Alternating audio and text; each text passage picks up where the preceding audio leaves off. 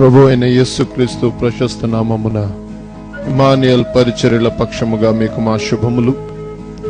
ప్రభు కృప మరియు మీ అందరి ప్రార్థనల వలన ఇమ్మానుయేల్ పరిచర్యల ద్వారా అనేకులు ఆశీర్వదింపబడుటకు ప్రభు తన దాసుడైన పాస్టర్ రాజశేఖర్ గారికి బయలుపరిచిన అనేక ఆత్మీయ సత్యాలను గిల్బోవా అనబడు క్యాసెట్స్ పరిచర్య ద్వారా మీకు అందించడానికి సంతోషించుచున్నాం. ఈ సందేశము ద్వారా మీరు ఆశీర్వదింపబడాలని, అనేకమైన మేలులు పొందుకోవాలని, ఇతరులకు మీరు ఆశీర్వాదకరంగా ఉండాలని నిత్యము మేము ప్రార్థించుచున్నాము. ప్రేమించి అనుగ్రహించినటువంటి పరిశుద్ధ గ్రంథమైన బైబిల్లో గలతీయులకు రాసిన పత్రిక 3వ అధ్యాయం 14-15 వచనాల్ని చదువుకుందాం. గలతీయులు, క్రీస్తు మన కోసం శాపమై మనలను ధర్మశాస్త్రం యొక్క శాపము నుండి విమోచించను. ఇందును గూర్చి మాను మీద వేలాడిన ప్రతి వాడును శాపగ్రస్తుడు అని వ్రాయబడి ఉన్నది. నా ప్రియమైనటువంటి వాళ్ళ ధర్మశాస్త్రం యొక్క పాపం నుండి విడిపించబడుటకు క్రీస్తు మనందరి విషయమై శాపగ్రస్తుడై మాను మీద వేలాడినని, మాను మీద వేలాడిన ప్రతి వాడు కూడా శాపగ్రస్తుడని అపోస్తులుడైన పౌలు గలతీ సంఘానికి రాస్తూ ఉన్నాడు. యేసు క్రీస్తు ప్రభుల వారు సిలువలో వేలాడడానికి ప్రాముఖ్యమైనటువంటి కార్యం ఏమిటంటే, ఆయన మనందరి మీద ఉన్నటువంటి శాపమును, మనందరి మీద ఉన్నటువంటి పాపమును తొలగించడానికి క్రీస్తు శాపగ్రస్తుడుగా మాన మీద వేలాడెను అని బైబిల్ చెబుతుంది. మనందరి మీద ఉన్న శాపము, పాపము, మనందరి మీద ఉన్న శాపము. ఈ రాత్రి సమయమందు ప్రత్యేకమైనటువంటి వర్తమానాన్ని మీకు అందజేయటానికి పరిశుద్ధాత్మ దేవుడు సిద్ధంగా ఉన్నాడు. నా ప్రియమైనటువంటి వాళ్ళ ఈ రాత్రి నేను నమ్ముతున్నాను, చాలా మంది జీవితాల్లో పరిశుద్ధాత్మ దేవుడు కార్యం జరిగిస్తాడని. శాపం అన్నటువంటి మాట మనం వింటేనే మన హృదయంలో భయం పుట్టుకొస్తుంది. చాలా రోజుల క్రిందట తమిళనాడు ప్రాంతంలో ఉళయారకుళం అన్న చెప్పబడినటువంటి ఒక గ్రామంలో వెళ్ళినప్పుడు ఆ గ్రామంలో ఒక విచిత్రమైనటువంటి సంఘటన నేను చూశాను. ఒక మంచి ధనవంతుడు, ఆ గ్రామంలో చాలా పలుకుబడి కలిగినటువంటి వ్యక్తి, సాంప్రదాయంతో కూడిన కుటుంబం. ఆ కుటుంబంలో ముగ్గురు ఆడకూతురు. ఆ ముగ్గురు ఆడకూతులు కూడా వయసు మళ్ళినటువంటి వారి, వయసు వచ్చినటువంటి బిడ్డలే, పసిబిడ్డలేవి కాదు. ఆ ముగ్గురు ఆడబిడ్డల్ని ఆ స్థలానికి తీసుకొచ్చి ప్రార్థన చేయమని కోరారు. వారు క్రైస్తవులు కాదు, వారు హిందువులు. ఆ ముగ్గురు ఆడబిడ్డలు కూడా చూడటానికి ఒకే విధంగా ఉన్నారు. ఆ ముగ్గురి ఆడబిడ్డలు గుడ్డివారు. వారి ముగ్గురిని చూసినప్పుడు చాలా వేదన కలిగాది. ఆ ముగ్గురి ఆడబిడ్డలకు ప్రార్థన చేశాము. వారి తల్లి, వారి తండ్రిని కూడా చూశాము, వారి కుటుంబాన్ని చూశాము. వారు చాలా డబ్బు కలిగినటువంటి వారు, పేరు కలిగిన వారు. ఆ స్థలంలో నుండి మేము ఉండవలసిన స్థలానికి వెళ్ళినప్పుడు నాతో కూడా ఉన్నటువంటి కొంతమంది పరిచయస్తుల్ని ఆ కుటుంబాన్ని గురించి అడిగాను, ఏ కారణం, ఆ ముగ్గురు పిల్లలు ఎవరని. ఆ ముగ్గురు పిల్లలు ఒకే తండ్రి పిల్లలు. ఆ ముగ్గురు పిల్లలు గుడ్డివారైపోవటానికి చాలా చరిత్ర ఆ కుటుంబాన్ని గురించి ఉంది అని అన్నారు. ఏమిటి అని ప్రశ్నించినప్పుడు వాళ్ళు వివరంగా చెప్పుకుంటూ వచ్చారు. వారి తాతలు ఈ గ్రామానికి గ్రామ మున్సిపులుగా పనిచేశారు. ఆ గ్రామ పెద్దలుగా వారు పనిచేస్తూ ఆ గ్రామంలో ఉన్న పేద ప్రజల ఆస్తినంతటిని కూడా వారు దోచేసుకున్నారు. ఈ గ్రామంలో ఉన్నటువంటి యవనస్తుల్ని అనేక మందిని వారు పాడు చేశారు. అయితే ఆ పాపం వారిని విడిచిపెట్టలేదు. ఈ రోజున వారి పిల్లల్లో ఆ భయంకరమైనటువంటి శాపం వారు చూస్తున్నారు. ఒక రోజున వారి పితరులు సుఖాన్ని అనుభవించారు. ఒక రోజున వారి పితరులు డబ్బు సంపాదనకు, ఆస్తి సంపాదనని విశ్రమింపు చేసుకోవటానికి పేదల నోర్లు కొట్టారు. కానీ ఈ రోజున వాళ్ళు ఏడవడం జరుగుతూ ఉందని ఆ గ్రామంలో అనేక మంది చెప్పడం నేను గమనించాను. నా ప్రియమైనటువంటి వాళ్ళ దయచేసి గమనించాల్సింది, ఆ తండ్రులు పూర్వీకులు సుఖించారు కానీ, సంతోషించారు కానీ, ఈ రోజు ఆ కుటుంబంలో దుఃఖం అలాగా నిలబడిపోయాలి. వారు ఉదయం లేచినప్పటి వరకు ఆ గుడ్డి బిడ్డల్ని చూస్తూ వేదన పడిపోతున్నారు, కృంగిపోతున్నారు, కుమిలిపోతున్నారు. ముగ్గురు ఆడపిల్లలే. దయచేసి గమనించాల్సింది, ఏమిటి ఆ విధంగా జరగటానికి కారణం చాలా మందికి అర్థం కాదు. కానీ అయితే నేను చెప్తాను, శాపం శాపం శాపం. ఈరోజు అనేక మంది కుటుంబాల్లో ఈ శాపం అలాగే నిలబడిపోయాలి. అనేక మంది కుటుంబాల్లో ఈ శాపం అలాగే నిలబడిపోయాలి. ఇంకో గ్రామానికి వెళ్ళాము. ఆ గ్రామంలో కూడా ఒక విచిత్రమైనటువంటి సంఘటన. ఆ గ్రామంలో ఒక తండ్రికి 3 కుమారులు. ఆ 3 కుమారులకి పిల్లలు పుట్టారు. ఆ పుట్టినటువంటి పిల్లలు ఎంత ప్రకృతికి విరుద్ధంగా కనిపిస్తున్నారంటే చెప్పనలవి కానటువంటి సమాచారం అది. ఆ 3 బిడ్డలు కూడా చూడటానికి చాలా అందంగా ఉన్నారు. కానీ ఆ 3 బిడ్డలు ఎలాగున్నారంటే, ఆ 3కి పుట్టినటువంటి బిడ్డలు ఎలాగున్నారంటే, వారి శరీరం అంతా కూడా మానవ శరీరమే. చేతులు మాత్రం పశువు కాళ్ళు. చేతులు పశువు కాళ్ళు. ఈ శరీరం అంతా కూడా మానవ శరీరమే. చూడటానికి చాలా ఆరోగ్యంగా అందంగా ఉన్నారు. వారి చేతులు కింది భాగాన పశువుకు ఉన్నటువంటి కాళ్ళు ఉన్నాయి. విచిత్రం విచిత్రం. ఏమిటి సమాచారం అని వాళ్ళని గురించి విచారణ చేస్తే, ఆరాలు తీస్తే వారిని గురించి విధంగా చెబుతూ వచ్చారు. ఆ గ్రామంలో కూడా వారు చాలా ధనవంతులు. వారికి ఒక పేదవానికి పోట్లాట వచ్చినప్పుడు ఆ పేదవాని పశువు వెళ్ళి ఆ ధనవంతుని పొలంలో ఒకరోజు మేస్తూ ఉంటే, ఆ పేదవాని మీద కక్ష తీర్చుకోవటానికి ధనవంతుని కుమారులు 3 వెళ్ళి ఆ పశువు బ్రతుకున్నట్లే ఆ పశువు యొక్క చర్మాన్ని చీల్చి, కాళ్ళు చేతులు కట్టి చీల్చి పడవేశారు. ఆ పశువు ప్రాణం పోలేక అరిచి అరిచి అరిచి చనిపోయాది. ఆ భయంకరమైన శాపం ఆ పిల్లల మీదకి వచ్చాదని ఆ గ్రామస్తులు చెప్పారు. నిజంగా మహావేదనకరమైనటువంటి కార్యం అది. కారణం ఏమిటంటే శాపం శాపం శాపం. తప్పించుకోలేడు మనుష్యుడు.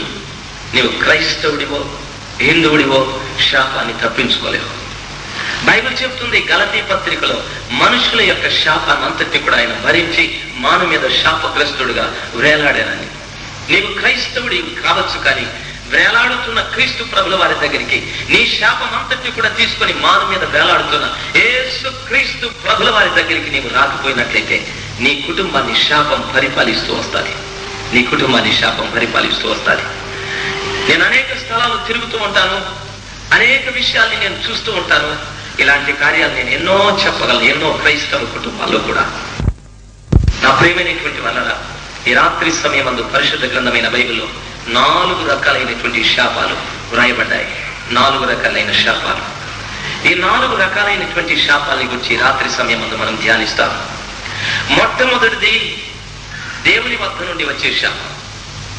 రెండవది ఒక మనుష్యుడు ఇంకొక మనుషుని మనస్ఫూర్తిగా శపించేటటువంటి శాపం.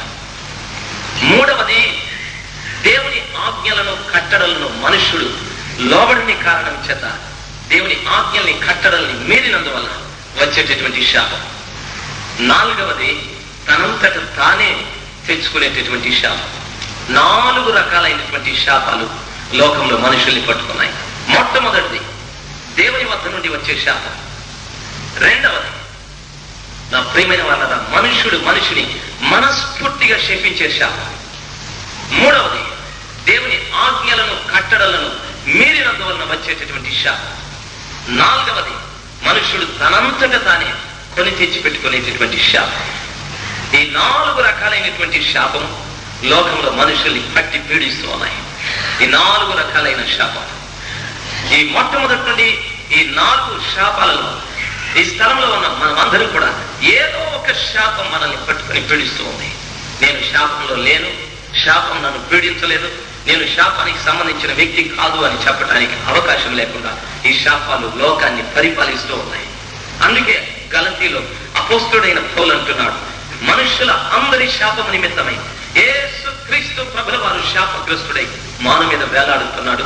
మాను మీద వేలాడేవాడు శాపగ్రస్తుడు అని బైబిల్ చెబుతుంది. ఈ శాపం కలిగిన నీవు ఎప్పుడైనా ఆ శిలువ మీద వేలాడుతున్న క్రీస్తు ప్రభుల వారిని చూడాలి, ఆ శాపం నుండి విడిపింపబడాలన్న ఆలోచన నీకు కలిగి ఉన్నదా? ఒకవేళ లేకపోతే ఈ రాత్రి ఆ దేవుడు నీకు మంచి అవకాశాన్ని ఇస్తున్నాడు. శాపం నుండి తప్పింపబడి ఆ శాపగ్రస్తుడైన యేసు ప్రభు వద్ద నుండి విమోచింపబడటానికి ఒక మంచి అవకాశాన్ని ఆ దేవుడు నీకు అనుగ్రహిస్తున్నాడు. మొట్టమొదటిది దేవుని వద్ద నుండి మనుషుని మీదకి వచ్చేటటువంటి శాపం. నా ప్రియమైనటువంటి వల్ల పరిశుద్ధ గ్రంథమైనటువంటి బైబిల్లో అనేకమైన విషయాలు మనకు బాగా తెలుసు. అయితే మొట్టమొదటి భాగాన్ని, రాత్రి మీకు వివరించిన భాగాన్ని తిరిగి రాత్రి సమయమందు నేను మీతో మాట్లాడుతున్నాను. దేవుని వద్ద నుండి మనుషుని మీదకి ఎలాగ శాపం వస్తుంది అన్నటువంటి భాగం. మనకు బాగా తెలుసు, దేవుడు మొట్టమొదట ఏదెను చేసి ఆ ఏదెనులో ఉన్న కాస్త మట్టిని తీసి తన పోలికలో తన స్వరూపంలో ఒక వ్యక్తిని చేశాడు. ఆ వ్యక్తి యొక్క నాసికరంధ్రములలో జీవవాయువును ఊది ఆ మనుషుడు జీవించేటటువంటి ఆత్మగా చేశాడు. రోజు ఆ వ్యక్తితో దేవుడు కలిసి మాట్లాడేవాడు, తిరిగేవాడు, అనేక కార్యాలు చర్యలు జరిగేటటువంటివి. దయచేసి వినాల్సిందే. నా ప్రేమైనటువంటి వాళ్ళగా ఒక్కరోజు ఆ వ్యక్తి తప్పితం చేశాడు. మీకు తెలిసిన విషయం, దేవుడు ఆ స్థలంలోకి వచ్చి ఆ వ్యక్తిని శపించాడు. ఏమనో తెలుసా? ఈ ఏదేనుల నుండి నువ్వు బయటికి వెళ్ళిపోవాలి అని ఒక విషయాన్ని చెబుతాను. నువ్వు బయటికి వెళ్ళిపోవాలి. నీ కొరకు భూమి శపించబడ్డది. ఆ భూమిలో ముళ్ళ పొదలు, గచ్చ పొదలు మొలుస్తాయి. ఆ భూమిని సేద్యపరచుకో. ఆ భూమిలో పంటని పండించుకొని నీవు భుజించమని దేవుడు శపించి ఆ వ్యక్తుల్ని బయటికి పంపించేశాడు. ఆశీర్వాదకరమైనటువంటి భూమిలో ఉన్నటువంటి ఆదాము అవ్వలు, భోజనం కొరకు కష్టపడని అవసరమే లేనటువంటి ఆదాము అవ్వలు, ఏదేను అన్నటువంటి మాటకు సౌఖ్యము అనేది అర్థం. సౌఖ్యంలో ఉన్నటువంటి ఆదాము అవ్వలు దేవుని యొక్క శాపానికి గురైపోయారు. దేవుని యొక్క శాపమునకు వారు గురైపోయారు. నా ప్రియమైన వాళ్ళ వారు ఇప్పుడు ఎక్కడికి వెళ్ళారంటే ముళ్ళ పొదలు, గచ్చ పొదలు ఉన్నటువంటి స్థలంలోకి వెళ్ళిపోయారు. ఏం కారణం? శాపం. శాపం ఏమిటా? ముళ్ళు. మనుష్యుని పీడిస్తూ మనుష్యుని వేధిస్తున్నటువంటి ముళ్ళు ఏది? యేసుక్రీస్తు ప్రభువారు చనిపోయి తిరిగి లేచి ఆయన అన్నాడు, మరణమా నీ విజయం ఎక్కడా? మరణమా నీ ముళ్ళు ఎక్కడా అని ప్రశ్న వేశాడు. అనగా ఏమిటా ముళ్ళు? నా ప్రియమైనటువంటి వాళ్ళరా, ఒక వ్యక్తి మరణించడానికి మునుపుగా మనుషుల్లోకి ముళ్ళు ప్రవేశిస్తారు. మనుషుల్లోకి ప్రవేశించేటటువంటి ముళ్ళుకు పెట్టబడిన పేరేమిటంటే వ్యాధి. వ్యాధి. ఈరోజు బీపీ అన్నది ముళ్ళు, షుగర్ అన్నది ముళ్ళు, క్యాన్సర్ అన్నది ముళ్ళు, అల్సర్ అన్నది ముళ్ళు, గుడ్డితనము అన్నది ముళ్ళు. శాపభరితమైనటువంటి ఈ లోకంలో జీవిస్తున్నటువంటి మనుషుల్లో ముళ్ళు ప్రవేశించాలి. ముళ్ళు ప్రవేశించాలి. ఈ ముళ్ళు మనుషుని ఎక్కడి వరకు తీసుకువెళ్తుందంటే మరణం వరకు తీసుకువెళ్తాను. యేసు ప్రభువా శాపమునంతటి కూడా తీసుకున్న యేసయ్య అంటున్నా, మరణమా నీ విజయం ఎక్కడా? ఓ మరణపు ముళ్ళ నీ విజయం ఎక్కడానని ఆయన సవాలు చేసి మాట్లాడాడు. నీ జీవితంలో ముళ్ళుగా పనిచేస్తున్నటువంటి ఆ వ్యాధిని, ఆ బాధను అంతటిని కూడా తొలగించడానికి సర్వశక్తిమంతుడైన దేవుడు, శాపము ద్వారా నీలో ప్రవేశించినటువంటి ముళ్ళును నాశనం చేయడానికి సర్వశక్తిమంతుడైన దేవుడు మాను మీద శాపగ్రస్తుడిగా నిలబడ్డాడు. వింటున్న నా ప్రియమైన సహోదరుడా, వింటున్న నా ప్రియమైనటువంటి సహోదరి, మనుష్యునికి దేవుని వద్ద నుండి వచ్చేటటువంటి శాపం చాలా భయంకరమైనటువంటిది. ఒక పర్యాయం చాలా భక్తిపరుడైనటువంటి ఒక దైవజనుడు, అతని పేరు పాల్, తను హిందువుగా ఉండి యేసుక్రీస్తు ప్రభుల వారిని నమ్ముకున్నాడు. తన జీవితాన్ని క్రీస్తు ప్రభుల వారికి సమర్పించాడు. ఎంత ఉత్తమమైన జీవితాన్ని జీవించాడో నేను వివరించలేను. ఆ వ్యక్తి మారు మనసు పొందడమే కాదు, బాప్తిస్మం పొంది దేవుని ఆత్మ కూడా పొందుకున్నాడు. రెండవది, దేవుని యొక్క మహాకృపని కూడా పొందుకున్నాడు. అంత మాత్రమే కాదు, పరిశుద్ధ గ్రంథమైన బైబిల్లో అనేక విధములైనటువంటి కామెంటరీలు రాయడం ప్రారంభించాడు. అంత జ్ఞానాన్ని దేవుడు ఇచ్చాడు. ఆయన లా చదువుకున్నాడు, మంచి ఉద్యోగం. అయితే కాలక్రమేణా అతడు ఉన్న స్థలంలో నుండి ట్రాన్స్ఫర్ అయ్యాడు, మరో స్థలానికి వెళ్ళాడు. ఆ స్థలంలో అతనికి సరైన సహవాసం లేకపోయే కారణం చేత అతడు లంచాలు తీసుకోవడం ప్రారంభించాడు. దైవభక్తి కలిగినటువంటి వ్యక్తి లంచాలు తీసుకోవడం ప్రారంభించాడు. ఒకరోజు ఆ పట్టణానికి వెళ్ళి ఆ పట్టణంలో సువార్త ప్రకటిస్తూ ఉన్నప్పుడు వారి కుటుంబానికి ఆహ్వానించారు. ఆ కుటుంబంలోకి వెళ్ళి ఆ వ్యక్తితో మాట్లాడుతూ ఆయన ప్రొఫెషన్ని, ఆయన ఉద్యోగాన్ని గురించి మాట్లాడినప్పుడు నేను అడిగాను, మీరు లంచాలు తీసుకోరా? మీరు తప్పుడు లా అంతా కూడా మీరు మాట్లాడరా? చట్టంలో మీరు తప్పులని అబద్ధాలన్నీ కూడా చెప్పాలి కదా అని నేను అడిగినప్పుడు, అది మా ప్రొఫెషన్ కనుక మేము మాట్లాడాల్సిందే అని అన్నాడు. నేను అడిగాను, మీరు బాప్తిసం పొందారు, ఆత్మ పొందాలని అంటున్నారు కదా, అది మీ ఉద్యోగమైనప్పటికీ విరమించుకోవాలి, అది దేవుని వాక్యానుసారమైనటువంటిది అన్నప్పుడు ఆయన ఒక మాట అన్నాడు, నీకు జ్ఞానం లేదు, నీకు బైబిల్ సరిగా తెలియదు, నాతో నీవు మాట్లాడలేవు, నువ్వు వెళ్ళిపోమని చెప్పాడు. వాస్తవమే, నాకు అంత అనుభవం లేదు, నేను చిన్నవాడిని, ఆయన చాలా పెద్దవాడు. కాలం గడిచిపోయారు, సంవత్సరాలు దొరిలాయి. ఒక్క రోజున నాకు ఉత్తరం వచ్చాది. ఆ ఉత్తరంలో ఏం రాయబడిందో తెలుసా? వెంటనే ఒకసారి మా కుటుంబానికి వచ్చి మా కొరకు మీరు ప్రత్యేకంగా ప్రార్థించాలని కింద భాగంలో పాల్ అని రాశాడు. నా ప్రియమైనటువంటి వాళ్ళ తిరిగి కొన్ని సంవత్సరాల తరువాత వారి ఇంటికి వెళ్ళడానికి దేవుడు నాకు సహాయం చేశాడు. ఆ ఇంటికి వెళ్తే ఆయన ఇంటి బయట ఒక ఈజీ చైర్ లో కూర్చొని ఉన్నాడు. ఆయన భార్య ఆయన ప్రక్కన కూర్చొని మాట్లాడుతూ ఉంది. నేను ఆ స్థలంలోకి వెళ్ళి, అయ్యా వందనాలని చెప్పి అన్నాను. విచిత్రం ఏమిటో తెలుసా, నేను ఆయన ఎదురుగా నిలబడి వందనాలని చెప్పంటే ఆయన ప్రక్కకు తిరిగి వందనాలు అన్నాడు. నాకేం అర్థం కాలేదు. వాళ్ళ భార్య చెప్పేది, ఎదురుగా ఉన్నాడండి, పాస్టర్ గారు వచ్చారు అని. ఆయన ఎవరు? ఆ అమ్మన్నది రాజశేఖర్ పాస్టర్ అని. నా ప్రియమైనటువంటి వాళ్ళ నాకు అర్థం కాలేదు ఏం సమాచారం అని. జరిగింది ఏమిటో తెలుసా, ఆయన అన్నాడు, నీకు జ్ఞానం లేదు, నీ వయసు చిన్నది, నాకు బైబిల్ జ్ఞానం ఎక్కువగా ఉంది, ఇది నా ఉద్యోగం కనుక నేను ఈ ఉద్యోగ రీతిగా నేను ఏమైనా చేయొచ్చు అన్నట్టుగా ఆయన మాట్లాడాడు. ఆత్మ పొందిన వ్యక్తి. అయితే ప్రేమైన సహోదరి సహోదరుడా, ఆయన జీవితంలో జరిగింది ఏమిటో తెలుసా, ఆ వ్యక్తితో నేను మాట్లాడుతున్నప్పుడు ఆ రోజున ఆయన అన్నాడు, అయ్యా నాకు షుగర్ ఎక్కువైపోయాది, నా బీపీ ఎక్కువైపోయాది, నాకు గుండె జబ్బు వచ్చేసాది, నా కళ్ళు గుడ్డివైపోయాయి, నా జీవితంలో ఏమీ నేను సుఖించడానికి అవకాశం లేకుండా అయిపోయాను. షుగర్, బీపీ, గుడ్డితనం అన్ని కూడా నాలో ఎక్కువైపోయాయి. ఈ భయంకరమైన పరిస్థితుల్లో నేను వాక్యం చదవటానికి కూడా నాకు అవకాశం లేదు. ఒక్కటి నాకు సహాయం చేయండి. నా యేసుని నేను పోగొట్టుకున్నాను. ఆ యేసు క్రీస్తు ప్రభువు వారు ఎక్కడున్నాడో నాకు చూపెడితే ఆయన దగ్గరికి వెళ్ళి నేను బ్రతిమలాడుకుంటాను, ఆయన కాళ్ళ మీద నేను పడి ప్రార్థిస్తానని చెప్పి ఆ వ్యక్తి అడిగాడు. నేను ఎక్కడున్నాడో నేను చూపెట్టగలగాలి, నేను ఎక్కడున్నానని చూపెట్టాలి. నా ప్రేమైనటువంటి వాళ్ళలో దయచేసి గమనించాల్సింది, నువ్వు లంచాలు తీసుకున్నప్పుడే యేసు నిన్ను వదిలిపెట్టేశాడు. నీ న్యాయశాస్త్రంలో నీవు అబద్ధాలతో పోట్లాడేటప్పుడే నీ దేవుడు నిన్ను వదిలిపెట్టాడు. ఒక అబద్ధమా, 1000 అబద్ధాలా, 1,00,000 అబద్ధాలు, ఎప్పుడు నీ యేసు నిన్ను వదిలిపెట్టాడు. ఇప్పుడు ఆ దేవుని దగ్గర నుండి నీకు వచ్చింది ఏమిటంటే శాపం. దీని నుండి ఎవడు తప్పించలేడు.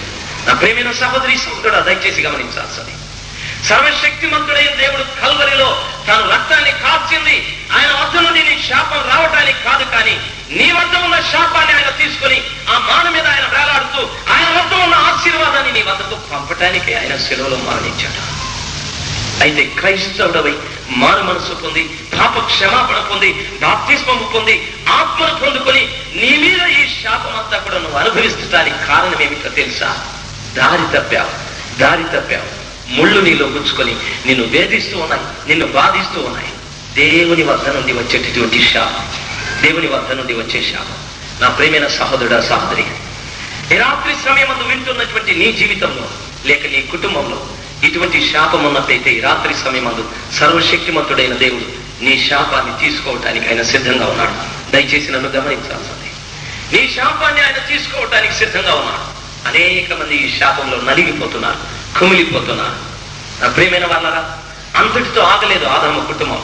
వారి పిల్లలు పుట్టారు, ఒకరిని ఒకరు పొడిచినట్లుగా, హత్య చేసినట్లుగా వాక్యములో కనిపిస్తుంది. కుటుంబమే చెడిపోయాలి, కుటుంబమే పతనమైపోయాలి. శాపం. ఇది దేవుని వద్ద నుండి వచ్చిన శాపం. ఈ రోజు నీ పిల్లలు నీ మాట వినకపోవడానికి ఏం కారణం? శాపం సహోదరి, శాపం సహోదరుడా. అనేక మంది వారి పిల్లల విషయమై వేదన పడిపోతున్నారు, కృంగిపోతున్నారు, కుమిలిపోతున్నారు. మా పిల్లలు కుటుంబ ఆరాధనలో కలుసుకోవడం లేదు, మా కుటుంబంలో పిల్లలు ఆరాధనకి రావడం లేదు, మా పిల్లలు సరైన జీవితం జీవించడం లేదు, మా పిల్లలు విద్యలో సరిగా ముందుకు వెళ్ళడం లేదు. కారణమేమి? అనేక మందికి ప్రశ్న నిలబడిపోయా. ఆ తల్లిదండ్రులు ఉపవసించడం లేదా? ఆ తల్లిదండ్రులు ప్రార్థించడం లేదా? ఆ తల్లిదండ్రులు కానుకలు ఇవ్వడం లేదా? అన్ని చేస్తూనే ఉన్నారు. అయితే ప్రియమైన సహోదరుడా సహోదరి, శాపం ఒకటి నీ కుటుంబంలో అలాగా నిలిచిపోయి ఒకరి తరువాత ఒకరి మీదకి ఆ విధంగా పరిపాలన చేస్తూ వస్తూనే ఉన్నది. ఈ శాపం నుండి తప్పింపబడటానికి, ఈ శాపం నుండి విడిపింపబడటానికి సర్వశక్తిమంతుడైన దేవుడు మనల్ని ఈ రాత్రి సమయం హెచ్చరిస్తూ ఉన్నాడు. దేవుని వాక్యంలో ఈ విధంగా రాయబడింది. నిర్గమాకాండం 34వ అధ్యాయం 7వ వచనంలోను, సంఖ్యాకాండం 14వ అధ్యాయం 17వ వచనంలో చదువుకున్నట్లయితే వాక్యం ఈ విధంగా రాయబడింది. ఆయన 1000 మందికి కృప చూపుచు దోషులను నిర్దోషులుగా ఎంచక అపరాధములు చేసినటువంటి వారి మీదికి, వారి తండ్రుల దోషం పిల్లల మీదికి, వారి పిల్లల మీదికి రప్పిస్తాడని నిర్గమాకాండంలోను సంఖ్యాకాండంలోను రాయబడింది. నా ప్రేమైనటువంటి వాళ్ళని గమనించవలసింది, ఆయన దోషులను నిర్దోషులుగా ఎంచడు.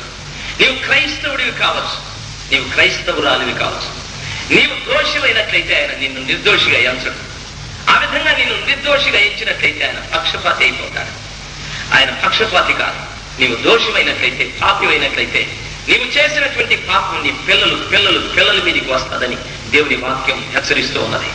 నా ప్రియమైనటువంటి వాళ్ళరా, కొన్ని కుటుంబాల్లో చూస్తే తండ్రికి ఆస్తమా ఉంటే కొడుకు కూడా ఆస్తమా ఉంటుంది, ఇంకా వాని కొడుకు కూడా ఆస్తమా ఉంటుంది.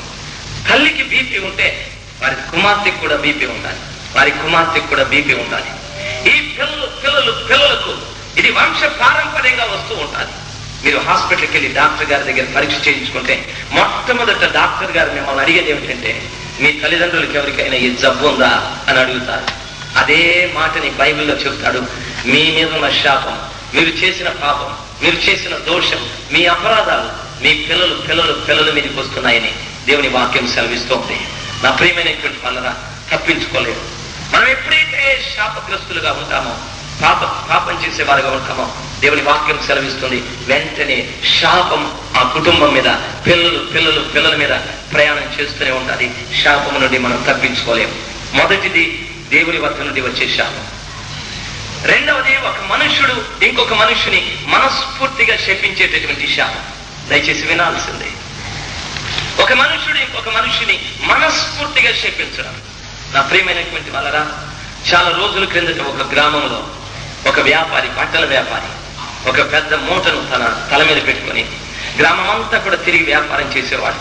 ఆయన కొన్ని బట్టలు తీసుకొని ఒక స్థలంలో కొంతమంది సహోదరులందరూ కూడా కూడుకొని ఆ వ్యక్తిని ఆ బట్టలు తీసుకురండి, మేము కొనుక్కుంటామని చెప్పి ఆయన దగ్గర బట్టలన్నీ కూడా చూసి, ఇది బాగలేదు, అది బాగలేదు, అది బాగలేదు, ఇది బాగలేదు అని చెప్పి ఒక సహోదరి ఖరీదైనటువంటి ఒక చీరని దొంగిలించేశారు. దాదాపు 900,000 రూపాయలు ఖరీదు చేసే చీరని దొంగిలించేశారు. ఆ వ్యక్తి ప్రతి సాయంకాలం కూడా తను అమ్మినటువంటి డబ్బును తీసుకెళ్లి తన యజమానికి ఆ డబ్బంతా కూడా ఇచ్చి అందులో కాస్త పర్సంటేజీ ఆయన తీసుకునేటటువంటి వాడు, కొంత భాగాన్ని డబ్బును తీసుకునేవాడు. ఆ రోజు వెళ్ళి తాను అమ్మినటువంటి బట్టల డబ్బంతా కూడా చెల్లిస్తే దాదాపు 1000 రూపాయలు తక్కువ వచ్చేది. ఆ యజమాని అన్నాడు, 1000 రూపాయలు తక్కువ వచ్చేది, ఆ 1000 రూపాయలు తిరిగి ఇవ్వమని చెప్పి బలవంతం చేశాడు. ఆ వ్యక్తి చాలా బాధపడ్డాడు. అయ్యా, నేను తీసుకువెళ్ళిన బట్టలు ఇవే అనని. లేదు, లెక్క చూస్తే 1000 రూపాయలు తక్కువ వచ్చేది. ఆ పేద వ్యాపారి చాలా దుఃఖపడి ఆ సాయంకాలం ఆ మరుసటి దినాన తిరిగి తాను ఏ ఏ గ్రామాలకైతే వెళ్ళాడో, ఎక్కడెక్కడైతే వ్యాపారం చేశాడో ఆ స్థలమంతా కూడా వెళ్ళి ప్రతి వారిని ఆయన అడిగాడు, అయ్యా, మీరెవరైనా ఏదైనా తీసుకుంటే, పొరపాటున మీరు ఎవరైనా ఏదైనా తీసుకుంటే దయచేసి నా బట్టలు నాకు ఇచ్చేసేయండి.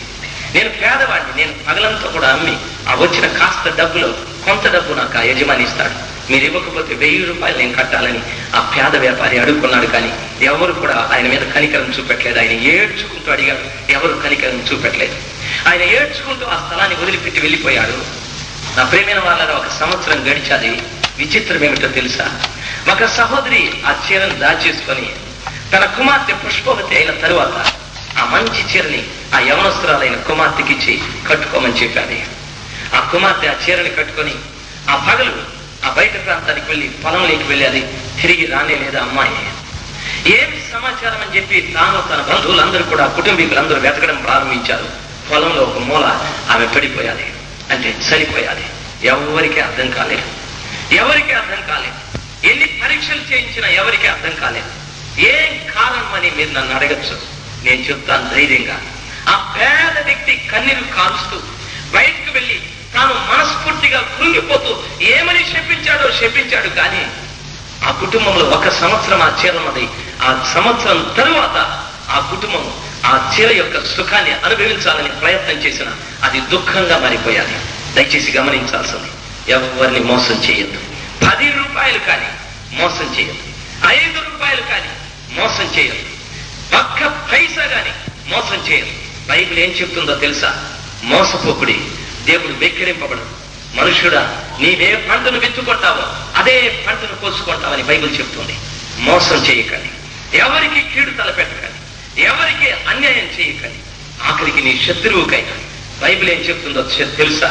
నీ శత్రువుని ప్రేమించు, వానికి భోజనం పెట్టు, అప్పుడు వారి తల మీద నిప్పులు కుప్పగా పోసిన వాడు అవుతావని బైబిల్ చెప్తారు.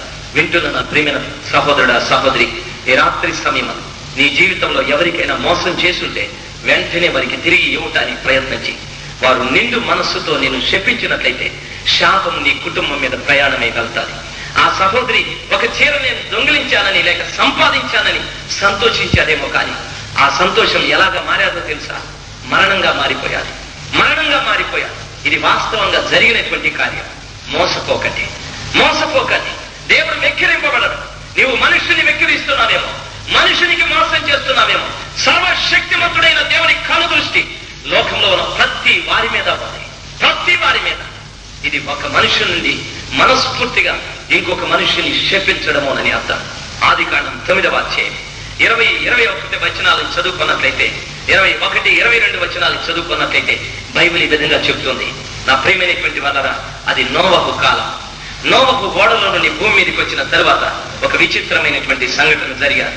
ఆయన ద్రాక్ష తోటను నాటించాడు.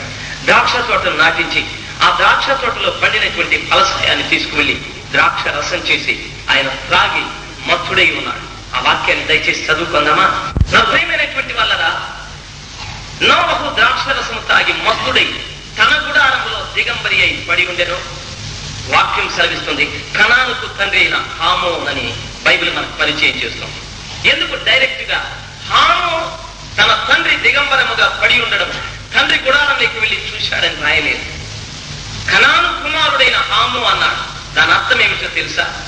ఆ తండ్రి శపించేటటువంటి శాపము హాముతోనే కాదు, హాము కుమారుడైన కనానుకు కూడా వస్తుంది అని అర్థం.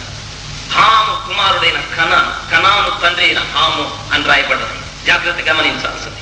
తండ్రులారా, తల్లులారా, మీరు చేసిన పాపం మీకంటే ముందుగా మీ పిల్లల్ని పట్టుకుంటుంది. దేవుని వాక్యం సెలవిస్తుంది, కనాను తండ్రి అయిన హాము ఆ యొక్క నోవహు తన గుడారంలో తాగి మత్తుడై పడి ఉండగా వెళ్లి ఆయన దిగంబరి అయి ఉండుట సూచనని జాగ్రత్తగా గమనించాల్సింది.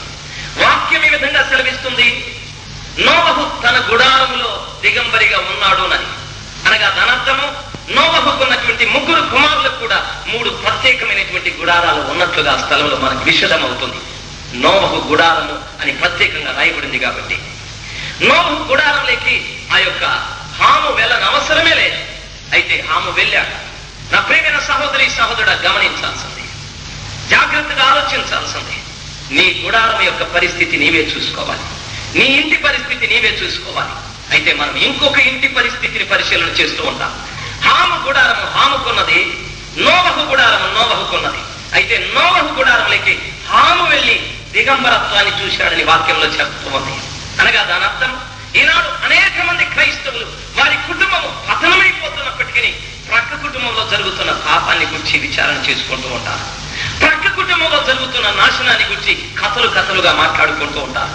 నీ గుడారం గురించి మొట్టమొదటి నీవు ఆలోచించి, నీ కుటుంబాన్ని గురించి మొదట ఆలోచించి, నీ భార్య గురించి, నీ పిల్లల గురించి, నీ గురించి మొట్టమొదట ఆధ్యాత్మికంగా ఆలోచించి, వేరే ఇంటి గురించి నీకు అనవసరం. హాము తనకు సంబంధించినటువంటి కార్యములకి ప్రవేశించాడు. హాము తన గుడారాన్ని విడిచిపెట్టి ఇంకొక గుడారాన్ని గురించి ఆలోచించడానికి వెళ్ళాడు. అక్కడికి వెళ్ళిన తర్వాత తాను చూసింది ఏమిటంటే దిగంబరత్వం. దాని ద్వారా తనకు ప్రయోజనమా? తాను రెండవది చేసింది, బయటికి వెళ్ళి తాను చూసి ఊరుకోలేదు, బయటికి వెళ్ళి ఇద్దరికి చెప్తున్నాడు. చూసింది ఒక్కడు, తెలియజేసింది ఇద్దరికి. ఈ రోజున అనేక మంది ఒక కార్యాన్ని చూస్తే ఆ కార్యాన్ని అనేకులకి చెప్తూ ఉంటారు. మొట్టమొదట హాము చేసినటువంటి పాపమే ఈనాటి క్రైస్తవ సమాజంలో కూడా ఉంది. మీకెవరిని గుర్చైనా ఒక పాపం తెలిస్తే ఒక్కరికి కాదు కదా, మీరు వేల మందికి చెప్తూ ఉంటారు. వేల మందికి మనం చెప్పుకుంటూ ఉంటాం. నా ప్రియమైన సహోదరుడా సహోదరి, శాపం వదిలిపెట్టరు. ఒకరిని గురించి మాట్లాడడం శాపం, ఒకరి పాపాన్ని చూడడం శాపం, ఒకరి పాపాన్ని తెలుసుకోవడం శాపం. నాకు ఆధారం పరిశుద్ధ గ్రంథమే. ఆదికాండం 9వ అధ్యాయం 21వ వచనంలో 22వ వచనంలో ఆ సత్యం వివరంగా రాయబడ్డది. ఈ రోజున ఎంతమంది ఎన్ని కుటుంబాలని గురించి తెలుసుకోవడం లేదు, ఎంతమంది ఎన్ని కుటుంబాలని గురించి చెడుగా మాట్లాడుకోవడం లేదు. వెంటనే తండ్రి మేల్కొని, నా ప్రేమైనటువంటి వాళ్ళరా, ఆయన ఇచ్చినటువంటి మాట్లాడిన మాట ఏమిటో తెలుసా? కనాను కుమారుడైనటువంటి కనాను తండ్రి అయిన హాముని శపించాడు. నీ కుమారులు వారి సహోదరులకు దాసులై ఉంటారని, వారు దాస జీవితాన్ని జీవిస్తారని శపించేశాడు. నా ప్రియమైనటువంటి వాళ్ళరా, త్రాగున్న మత్తుడై ఉన్న ఆయన మాట్లాడినటువంటి మాట శాపంగా మార్చబడిపోయారు. మీరు అనుకోవచ్చు, ఒక మనుషుడు శపించే శాపం మనుషుని మీదకి వస్తుందని. అందుకే పరిశుద్ధ గ్రంథమైన బైబిల్ ఖచ్చితంగా మాట్లాడుతున్నది, తాగి మత్తుడై దిగంబరిగా పడి ఉన్నటువంటి వ్యక్తి శపించినప్పుడు తరాలుగా ఆ శాపం ప్రయాణమై వెళ్ళాలి. ఆ శాపం ప్రయాణం చేస్తూ వెళ్ళాలి. నా ప్రేమైనటువంటి వాళ్ళరా, కనాను వంశాన్ని గురించి చరిత్రలో మనం చదువుకున్నట్లయితే మనకంత వివరంగా పరిశుద్ధ గ్రంథమైన బైబిల్లో రాయబడలేదు, కానీ చరిత్ర చదువుకున్నట్లయితే సొదొమ గొమొర్రా పట్టణాలు ఏమిటో తెలుసా? కనాను సంతతిలో నుండి, హాము సంతతిలో నుండి వచ్చిన వంశమే సొదొమ గొమొర్రా పట్టణాలు. ఆ సొదొమ గొమొర్రాల పట్టణం పాపం ఎంతో తెలుసా? దేవదూతల పట్టణంలోకి ఒక రోజు వచ్చినప్పుడు అదే పట్టణంలో ఉన్నటువంటి లోతు పరిగెత్తుకుంటూ వెళ్ళి, మహాప్రభువులారా, ఈ రాత్రి మా ఇంట మీరు బస చెయ్యండి అని వారిని బ్రతిమలాడారు. వారి పాదాల మీద పడి వారికి నమస్కారం చేశారు. అదే పట్టణంలో ఉన్న సొదొమ గొమొర్రా ప్రజలు ఏం చేశారంటే, ఆ దేవదూతలతో పాపం చేయాలని వారు ముందుకొచ్చారు.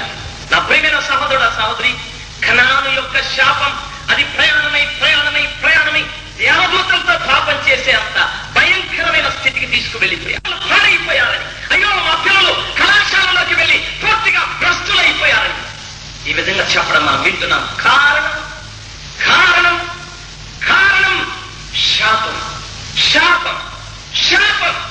తాగి మత్తుడై ఉన్న ఒక వ్యక్తి శపించినప్పుడు ఆ శాపం ప్రయాణమై వెళ్ళాలి. రెండవది, నా ప్రియమైనటువంటి వాళ్ళ దయచేసి గమనించాల్సి, మీ పిల్లలు ఎంత చెడిపోయిన వారైనా తండ్రులుగా మీ పిల్లల్ని మీరు శపించడానికి ప్రయత్నం చేయకండి. తల్లులుగా మీ పిల్లల్ని మీరు శపించడానికి దయచేసి మీరు ప్రయత్నం చేయకండి.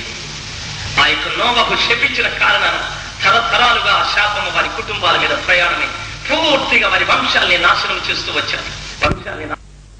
ప్రియమైన సహోదరి సహోదరా, ఆమె కుటుంబం నుండి ప్రయాణమైనటువంటి శాపం ఒక మనిషిని మనస్ఫూర్తిగా శపించినప్పుడు ఆ కుటుంబం మీద ప్రయాణమైనటువంటి శాపం. సొదొమ గొమొర్రా పట్టణాలు నాశనమై, సొదొమ గొమొర్రా పట్టణాలు నాశనం కాకమునకు సర్వశక్తిమంతుడైన దేవుడు ఇద్దరు వేగుల వారిని పంపించారు, దూతల్ని పంపించాడు. ఆ స్థలంలో నుండి తప్పించుకొని రాహాబు కుటుంబం దగ్గర తిరిగి ఇద్దరు వేగుల వారిని పంపించాడు. ఈ రాత్రి కూడా ఆ ఇద్దరు వేగుల వారి స్థలంలో ఉన్నారు. ఈ రాత్రి కూడా ఇద్దరు వేగుల వారు, ఒకరు క్రీస్తు, మరొకరు పరిశుద్ధాత్మ దేవుడు. మొట్టమొదటిది దేవుని నుండి వచ్చేటటువంటి శాపం. రెండవది, ఒక మనుషుడు ఇంకొక మనుషుని మనస్ఫూర్తిగా శపించే శాపం, మనస్ఫూర్తిగా. మూడవది, నా ప్రియమైనటువంటి వాళ్ళ దేవుని ఆజ్ఞలను కట్టడలను మీరినందువల్ల మనుషునికి వచ్చే శాపం. ద్వితీయోపదేశకాండం 28వ అధ్యాయంలో దరిదాపు 68 వచనాలు ఉన్నాయి. ఈ 68 వచనాల్లో 1 నుండి 15వ వచనం వరకు దేవుని ఆశీర్వాదాలు ఉన్నాయి. అయితే 15వ వచనం నుండి 68వ వచనం వరకు శాపాలు ఉన్నాయి. దేవుని ఆజ్ఞల్ని కట్టడల్ని మనుషుడు మీరినట్లయితే 15వ వచన భాగం నుండి 68వ వచనం వరకు ఉన్నటువంటి శాపాలు దరిదాపు 114 శాపాలు. 114 శాపాలు. ఆలోచించాల్సింది. ఆశీర్వాదాలు దరిదాపు 20 ఆశీర్వాదాలు ఉన్నాయి. శాపాలు 114 శాపాలు. మీరు ఇంటికి వెళ్ళిన తర్వాత చదివి ఎన్ని శాపాలు ఉన్నాయో రాసుకోండి. దేవుని కట్టడల్ని ఆజ్ఞల్ని ఒక వ్యక్తి మీరిన కారణం చేత 114 శాపాల మనిషిని వెంబడిస్తూ ఉన్నాయి.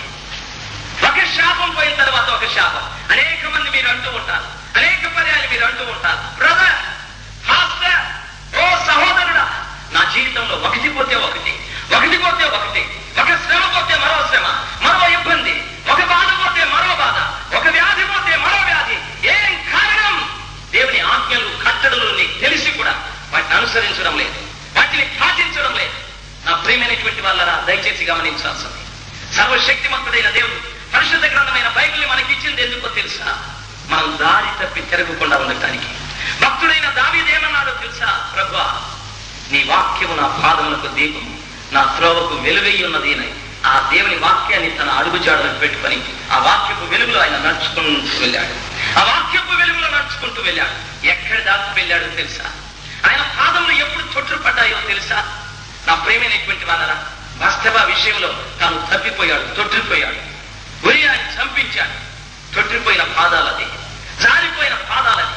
40వ కీర్తనలో అంటున్నాడు, అయ్యో నాశనకరమైన గుంటలో నుండి, దిగదిగల దొంగ ఊపిలో నుండి దేవా నన్ను పైకెత్తండి, నేను నీకు మొరపెడుతున్నా, మీరు చెవియొగ్గి నా మొర ఆలకించండి, నా పాదములు బండ మీద స్థిరముగా నిలబెట్టండి అని ఆయన ప్రార్థన చేశాడు.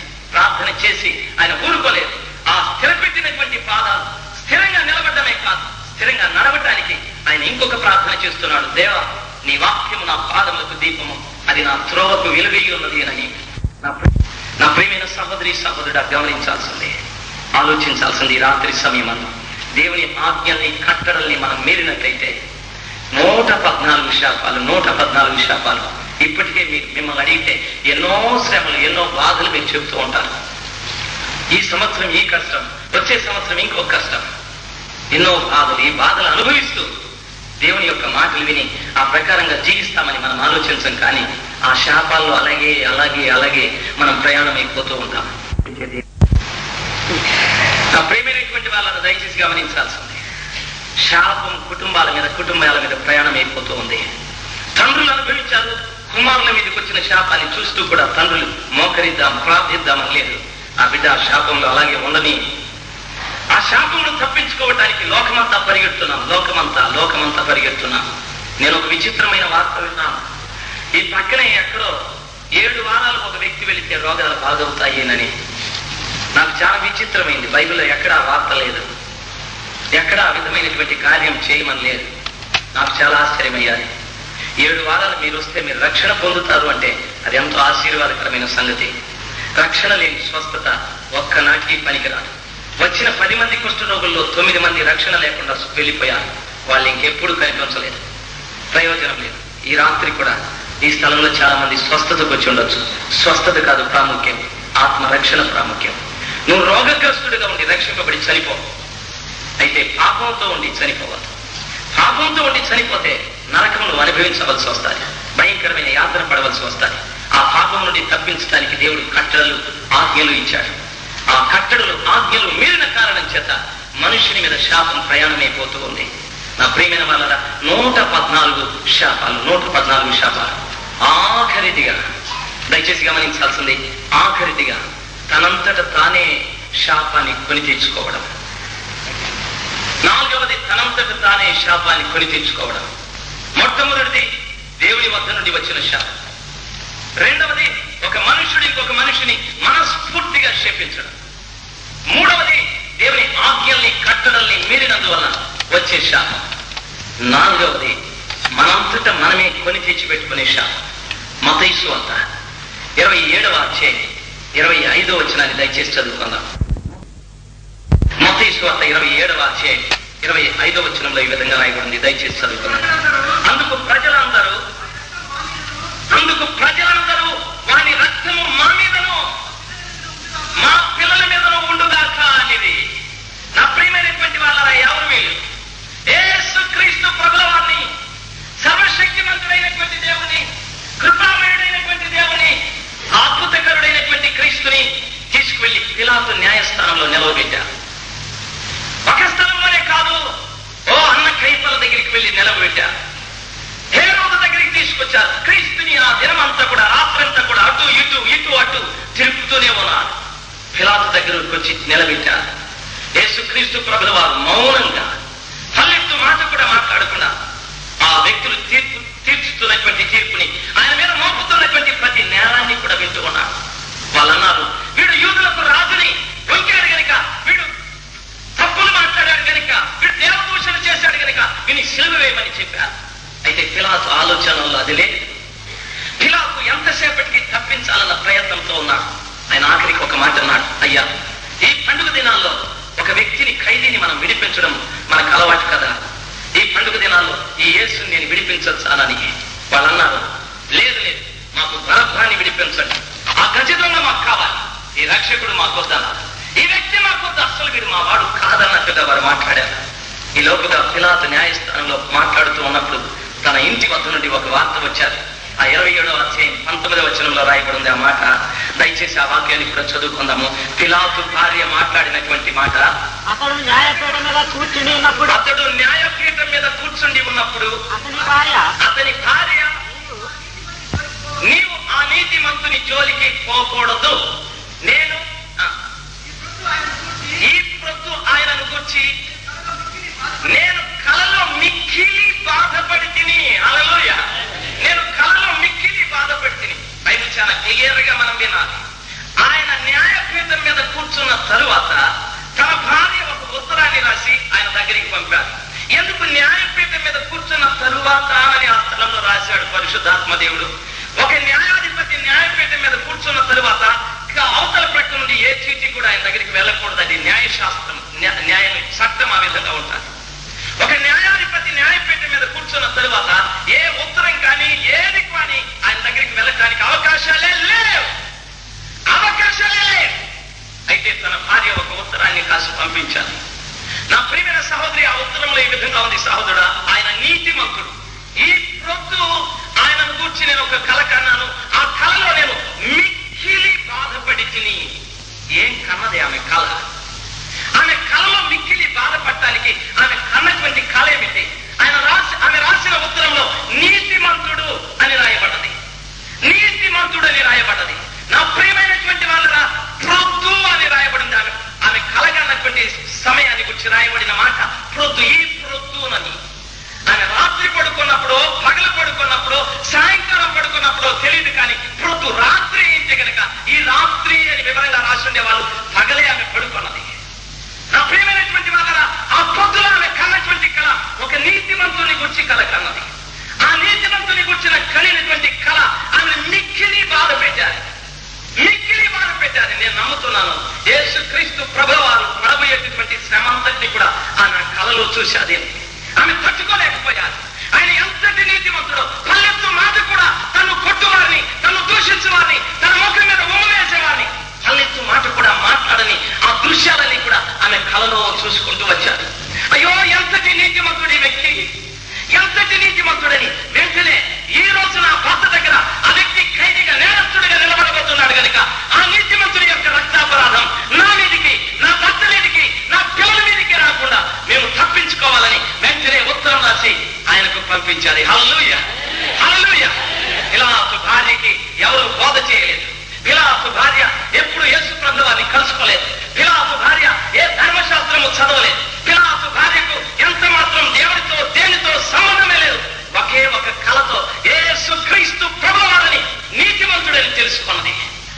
ఎన్ని ప్రసంగాలు మనం విన్నాం, ఎన్ని కూటాలకు మనం వెళ్ళాం, ఎన్ని పర్యాయాలు మనం అనేకుల దగ్గర ప్రార్థన చేయించుకున్నాం. యేసు నీతిమంతుడని, యేసు కొరకు నేను మిక్కిలి బాధపడ్డానని, పశ్చాత్తాపడ్డాను, దుఃఖపడ్డాను, నా శాపము నా శాపగ్రస్తుడుగా, శాపముగా ఆయన మన మీద వేలాడానని ఎప్పుడైనా మనం బాధపడ్డామా? ఎప్పుడైనా మనం బాధపడ్డామా? ఎంత పరివర్తన తల్లిలో! ఒక నాయకురాలి జీవితంలో ఎంత గొప్ప మార్పు! ఒక కళ ఆమె జీవితాన్ని మార్చి ప్రవేశింది. అంతేకాదు, తన భర్తకు కూడా ఆ విషయాన్ని పంచాలి. అయ్యా జాగ్రత్త, ఆయన నీతిమంతుడని. తల్లి, నీవు మారుంటే నిజమైనటువంటి నీ మార్పు నీ భర్తకు తెలియజేస్తావు. పిలాతు న్యాయస్థానంలో కూర్చున్నాడు. తన భర్తకు వచ్చినటువంటి ఆ ఉత్తరాన్ని వెంటనే చూడకూడదు న్యాయంగా. అయితే ఆ ఉత్తరాన్ని తీసి చూసి చదివాడు. ఆయన నీతిమంతుడు, ఆయన జోలికి పోవద్దు.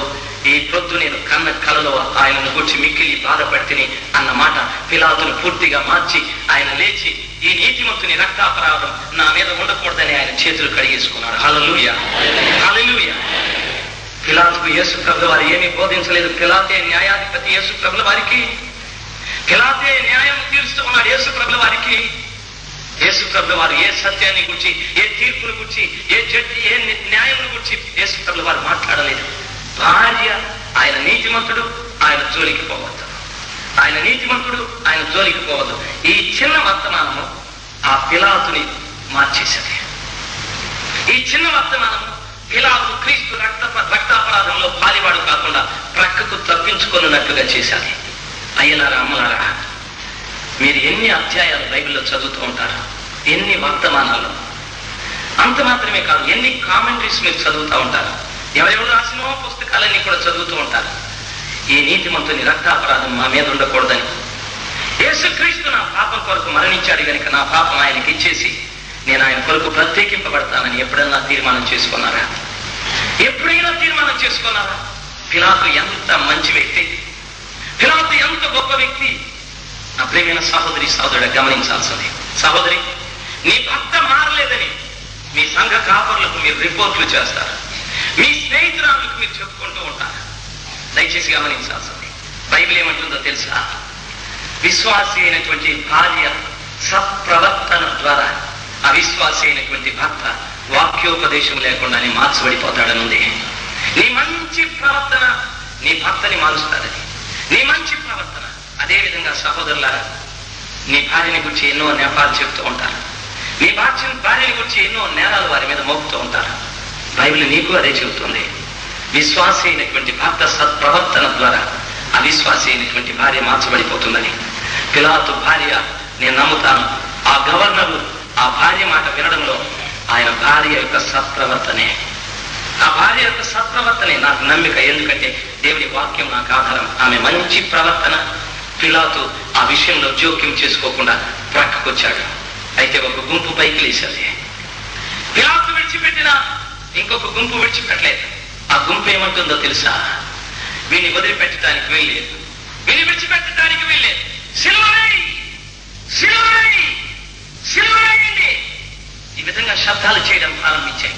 అదే సమయంలో అంటున్నాయి, వీని రక్తాపరాధం మా మీదను మా పిల్లల మీదకి రానివ్వండి, వీని రక్తాపరాధం మా మీద మా పిల్లల మీదకి రానివ్వమని కేకలు వేశారు. హల్లెలూయా, హల్లెలూయా, హల్లెలూయా. కేకలు వేశారు. వారు సంతోషించారు. యేసుని సిలువేశారు. సంతోషించారు. మాకు అడ్డు లేదనుకున్నారు. జరిగిన సంగతి ఏమిటో తెలుసా? యేసు సిలువ వేశారు, యేసు మరణించారు, యేసు పాతి పెట్టబడ్డాడు, యేసు 3వ దినాన తిరిగి లేచాడు. 40 రోజులు అనేక మంది కనిపించాడు. ఒలీవల కొండ మీద నుండి ఆరోహణమై వెళ్ళాడు. తిరిగి పరిశుద్ధాత్మని ఆయన శిష్యుల మీదకి పంపాడు. ఈ విధంగా కార్యం జరుగుతూ ఉన్నది. నా ప్రియమైన వాళ్ళరా, కాలం గడుస్తూ ఉన్నది. దేవుని యొక్క వాక్యంలో నా ప్రియమైన వాళ్ళరా, ఈ వివరాలు వివరంగా రాయబడలేదు. కానీ చరిత్ర ఏం చెప్తుందో తెలుసా? చరిత్ర ఏం మాట్లాడుతుందో తెలుసా? యేసు క్రీస్తుని సిలువవేయుడి, సిలువవేయుడి, దీని రక్తాపరాధం మా మీద మా పిల్లల మీద ఉన్నది అని చెప్పిన యూదుల మీదకి ఒక హింసాకాండ ప్రారంభమయ్యారు. క్రీస్తు తర్వాత 60వ సంవత్సరంలో నీరో చక్రవర్తి అని ఒక రాజు రోమా ప్రభుత్వాన్ని పాలించడానికి వచ్చాడు. ఆ 60వ సంవత్సరాన నా ప్రియమైన వాళ్ళ యూదులంటే గిట్టని ఆ యొక్క నీరో చక్రవర్తి యూదుల్ని హింసించడం ప్రారంభించాడు. ఎలాగో తెలుసా? నా ప్రియమైనటువంటి వాళ్ళ భయంకరంగా వారిని హింసించాడు. మనుషుల్ని తన ఉద్యానవనంలో మైనముతో బిగించి వారిని నిర్బంధించి ఆ కాంతిలో తన ఉద్యానవనంలో సంతోషంగా తిరుక్కుంటూ సంతోషంగా ఆయన కేలి విలాసాలలో మునిగిపోయాడు. అంత మాత్రమే కాకుండా రోమా ప్రభుత్వాన్ని, రోమా పట్టణాన్ని నిప్పుతో మండబెట్టి 8 రోజులు దాన్ని భయంకరంగా కాల్పించి యూదులు దీనికి కారణమని యూదులందరినీ తీసుకుని వచ్చి నరికాడు, చంపి పడేశాడు. 60 సంవత్సరాల తరువాత శాపం ప్రాణమై వారన్నట్లుగా ఈ వ్యక్తి యొక్క రక్తాపరాధం మా మీద, మా పిల్లల మీద, మా పిల్లల మీద. తప్పించుకోలేదు వారు. శాపం ప్రాణమైపోతూ ఉన్నది. శాపం ఆగేది కాదు. నీవు తప్పించుకున్నా నీ పిల్లల్ని విడవదు. నీ పిల్లలు తప్పించుకున్నా వారి పిల్లల్ని విడవదు. దేవుని స్తోత్రం. నీరో చక్రవర్తి కాలం ముగిసిపోయారు. తీతు చక్రవర్తి వచ్చాడు. మహాక్రూరుడు, మహాభయంకరుడు. తీతు చక్రవర్తి కాలంలో భయంకరమైన వద యూదులలో మహా శ్రమ ప్రారంభమయ్యారు. భయంకరమైన వద. యెరూషలేం పట్టణాన్ని కూలగొట్టాడు, దేవాలయాన్ని పగలగొట్టాడు. యూదులు దేశాల వెంబడి పారిపోయారు. వారికి శరణం లేకపోయారు. ఓ యూదులారా, ఓ ఇశ్రాయేలీయులారా, ఏం నీ మధ్యన వద? ఎందుకు మిమ్మల్ని ఈ విధంగా చక్రవర్తులు హింసిస్తున్నారు? నీతిమంతుడైన క్రీస్తు, రక్షకుడైన క్రీస్తు ప్రభుల వారి యొక్క రక్తాపరాధం మా మీద ఉండని అని మా పితరులు మాట్లాడారు కనుక ఆ రక్తాపరాధం, ఆ శాపం మా మీద ప్రయాణం చేస్తున్నది. ఎవరు మిమ్మల్ని విడిపించేవారు? ఎవరు మిమ్మల్ని తప్పించేవారు? ఒక్కరు కూడా లేదు. నీరో లేచాడు, చంపాడు. తీతు చక్రవర్తి లేచాడు, చంపాడు. హిట్లర్ వచ్చి దాదాపు 70 లక్షల మంది యూదుల్ని నాశనం చేశాడు. 70 లక్షల మందిని చిత్రవద చేశాడు. హిట్లర్ చేసిన కార్యం ఏమిటో తెలుసా? యూదుల్ని మోకరింపచేసి వారి తల వెనుక భాగాన తుపాకీతో పేర్చి చంపాడు. అంత మాత్రమే కాదు, చరిత్రలో చదువుకుంటే యూదులు బ్రతుకున్నట్లే వారి శరీర చర్మాన్ని ఊడదీయించాడు. అంత ఘోరంగా. అంత మాత్రమే కాదు, నా ప్రియమైనటువంటి వాళ్ళ స్త్రీలను, పురుషుల్ని దిగంబరంగా పట్టణాల వెంబడి తిప్పాడు. అంత నీచంగా ఆ హిట్లరు యూదుల పట్ల ప్రవర్తించాడు. ఏం కారణం?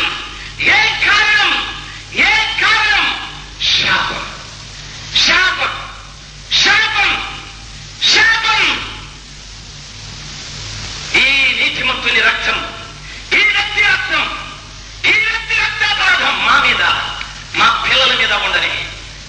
మా పిల్లల మీద ఉండని.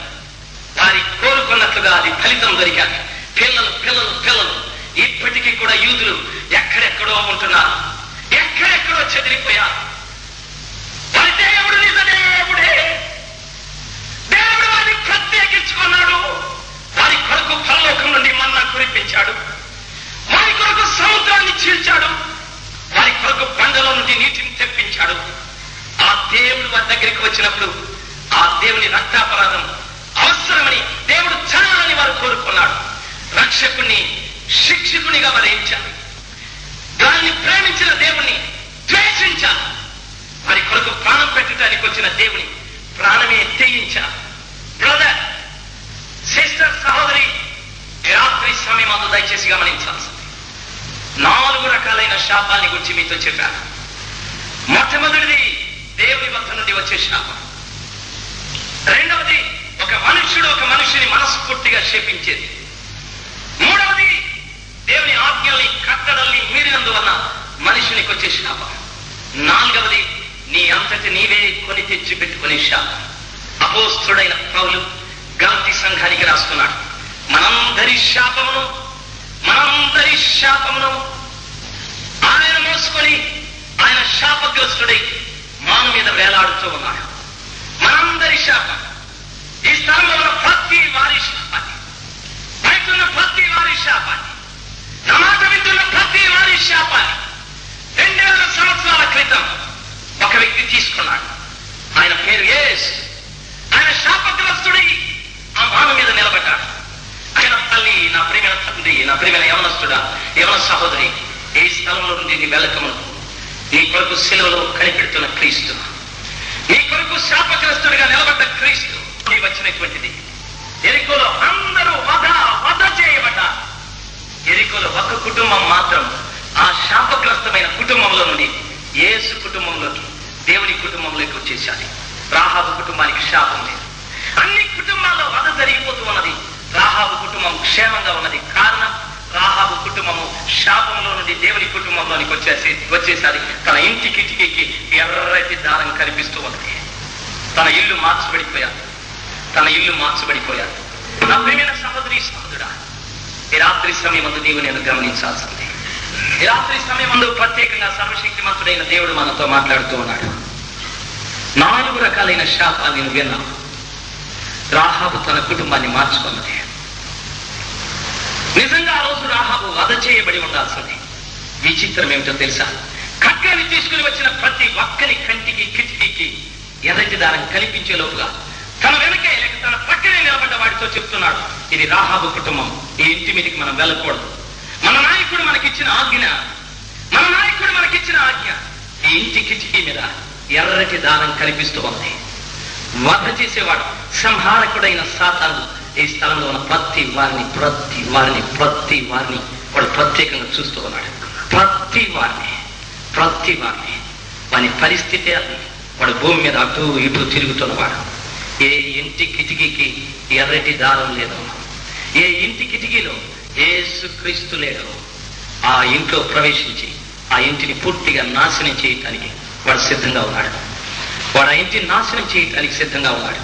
నా ప్రియమైన వాళ్ళరా, ఈ రాత్రి మీ వ్యాధుల కంటే మీ ఆత్మీయ స్వస్థత చాలా అవసరమైనది. ఈ నిర్దవులు పట్టణంలో ఉన్న ప్రజలైన మీరు ఎంత బండబారిన వారు. ఫరో ఏ విధంగా మోషే మాటల్ని తిరస్కరించాడో, యెహోవా పంపినటువంటి వ్యక్తిని త్రోసిపుచ్చాడో, తెగులునైనా అనుభవించాడు, కానీ మోషే మాటల్ని వినలేదు. అదే రీతిగా ఈ హృదయం అన్న ఫరో యేసుక్రీస్తు ప్రభువారు పంపినటువంటి మాటల్ని త్రోసిపుచ్చి జీవితాంతం 1 సంవత్సరం, 2 సంవత్సరాలు, 3 సంవత్సరాలు, 10 సంవత్సరాలుగా త్రోసిపుచ్చి ఈ శరీరంలో ఎన్నో వ్యాధులు, బాధలు, ఆర్థిక ఇబ్బందులు, దరిద్రం ఎన్నో అనుభవిస్తున్నప్పటికీ దేవుడిగా గౌరవించడం కానీ, దేవుణ్ణి దేవుడిగా ఆరాధించడం కానీ మనస్కరించలేదు, ఇష్టపడడం లేదు. మొదటి శాపం దేవుని వద్ద నుండి వచ్చే శాపం. రెండవ శాపం ఒక మనుష్యుడు మనస్ఫూర్తిగా మనిషిని శపించే శాపం. మూడవ శాపం దేవుని ఆజ్ఞలను కట్టడలను మీరినందువల్ల వచ్చే శాపం. నాలుగవ శాపం నీ అంతటా నీవే కొని తెచ్చి పెట్టుకునే శాపం. ఈ రాత్రి విన్న వాక్యాన్ని ఒకవేళ త్రోసిపుచ్చి వెళ్ళావా, నీ అంతటి నీవే శాపాన్ని కొని తెచ్చి పెట్టుకుంటున్నావు. జాగ్రత్త.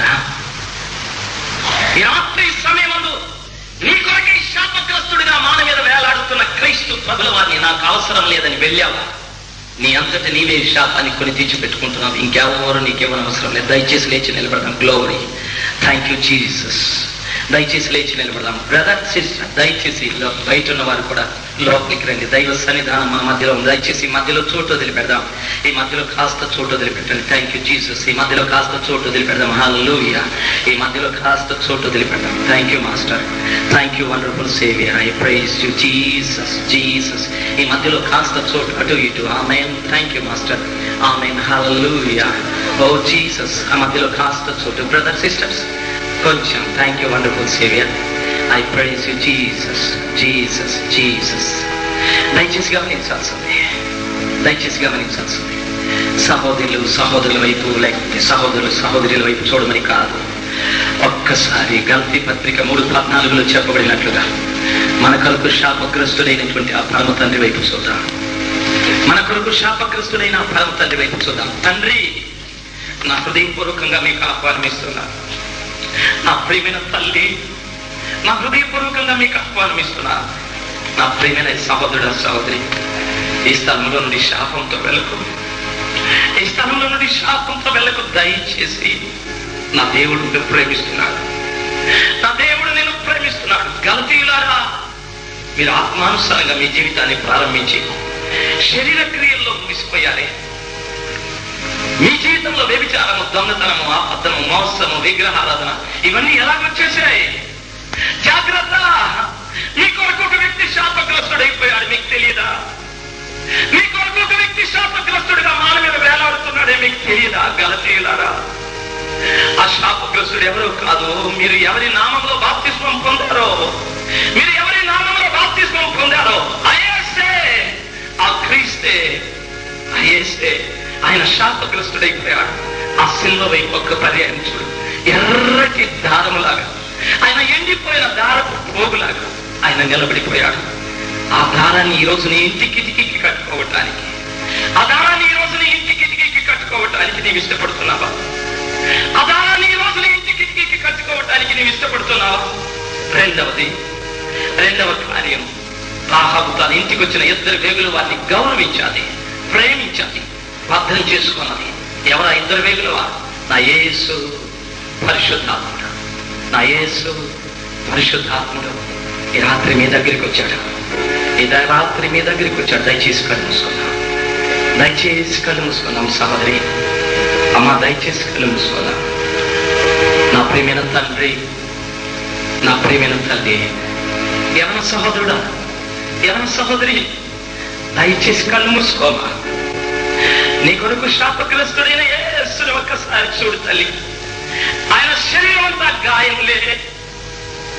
ఆయన శరీరం అంతా దున్నిన చేయనిలాగా చీల్చబడిపోయాది.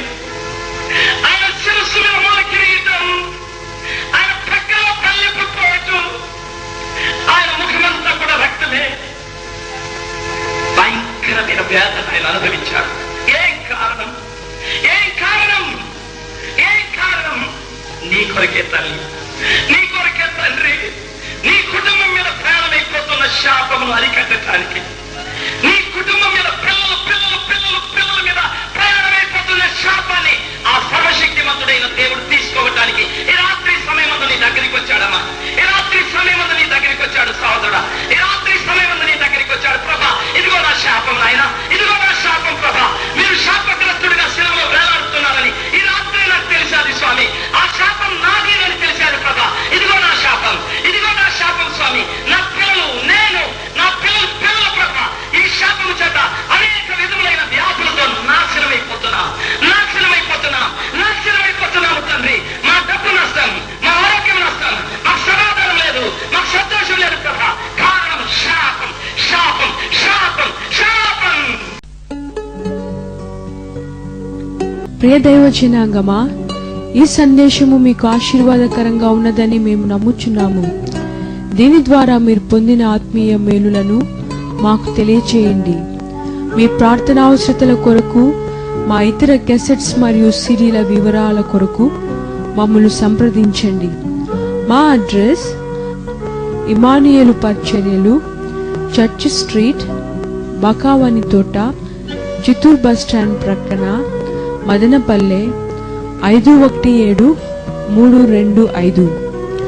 మా ల్యాండ్ ఫోన్ నంబర్ 085712252929. ప్రభు మిమ్మల్ని ఆశీర్వదించునుగాక. ఆమేన్.